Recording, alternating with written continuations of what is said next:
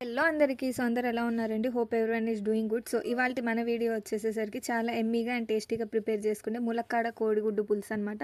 ఇది రైస్లోకి తిన్నా, చపాతీలోకి తిన్నా ఆర్ పుల్కాలోకి తిన్నా చాలా అంటే చాలా టేస్టీగా ఉంటుంది. అండ్ చేసుకునే ప్రాసెస్ కూడా చాలా సింపుల్.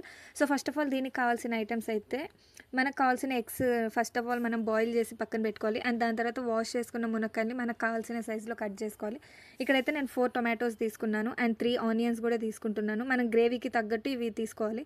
అండ్ 4 చిల్లీస్, కొంచెం హ్యాండ్ఫుల్ ఆఫ్ కొత్తిమీర అనేది తీసుకున్నాం. 4 నుంచి 5 రెబ్బల దాకా కరివేపాకు కూడా తీసుకుంటున్నాం. అండ్ అల్లం వెల్లుల్లి పేస్ట్ అట్లీస్ట్ ఒక హాఫ్ అన్ అవర్ ముందు నానబెట్టుకున్న చింతపండు రసం కూడా తీయాలి కాబట్టి.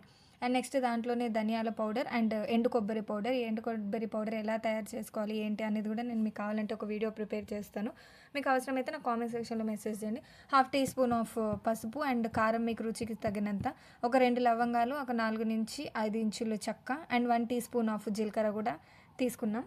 సో నెక్స్ట్ వచ్చేసరికి ఒక మిక్సీ జార్ తీసుకొని దీంట్లో మనం కట్ చేసి పెట్టుకున్న ఆనియన్స్ అండ్ టొమాటోస్ని కూడా యాడ్ చేసుకోవాలి. అండ్ దాంతోపాటు ఎండు కొబ్బరి పౌడర్ ఏదైతే ఉందో అది యాడ్ చేసుకొని, చెక్క అండ్ లవంగా కూడా యాడ్ చేసుకొని దీన్ని అయితే ఫైన్గా గ్రైండ్ చేసి పక్కన పెట్టుకుందాం.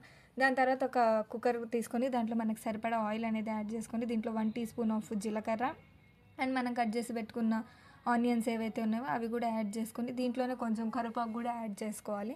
అండ్ దాని తర్వాత రాక్ సాల్ట్, మేమైతే పింక్ సాల్ట్ వాడుతున్నాము. రాక్ సాల్ట్ని కూడా యాడ్ చేసుకున్న తర్వాత అల్లం వెల్లుల్లి పేస్ట్ యాడ్ చేసుకోవాలి. అల్లం వెల్లుల్లి పేస్ట్ పచ్చివాసన పోయేదాకా దాన్ని అయితే ఫ్రై చేసుకోవాలి. అండ్ దాంట్లోనే 1/2 టీ స్పూన్ ఆఫ్ పసుపు యాడ్ చేసుకున్న తర్వాత మనం ప్రిపేర్ చేసి పెట్టుకున్న టొమాటో ఆనియన్స్ ప్యూరీ ఏదైతే ఉందో అది కూడా యాడ్ చేసి దీన్ని అయితే ఫ్రై చేసుకోవాలి.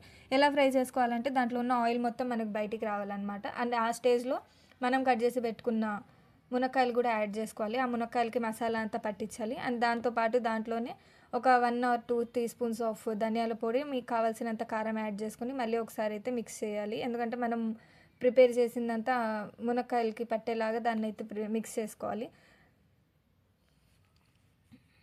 అండ్ దీంట్లో ఇప్పుడు మనం చింతపండు నుంచి ఎక్స్ట్రాక్ట్ చేసి పెట్టుకున్న చింతపండు పులుసు ఏదైతే ఉందో అది కూడా యాడ్ చేసుకోవాలి.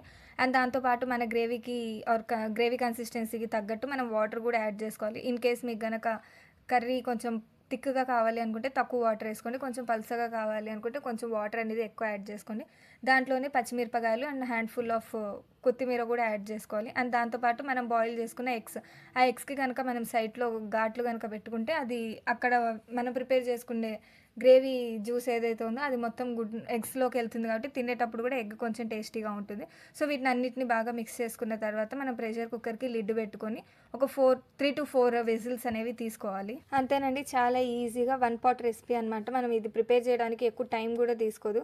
చాలా అంటే చాలా టేస్టీగా ఉంటుంది. రైస్లోకి తిన్నా, చపాతీలోకి తిన్నా. సో ఇక్కడ మునక్కాయలు కూడా చాలా మెత్తగా కుక్ అయినాయి అనమాట. సో అంతే, మనం ప్రిపేర్ చేసుకున్న కర్రీని సర్వింగ్ బౌల్లోకి తీసుకొని సర్వ్ చేసుకోవడం. సో మీకు కనుక నచ్చినట్లయితే లైక్ చేసి, షేర్ చేసి, సబ్స్క్రైబ్ చేసుకోండి.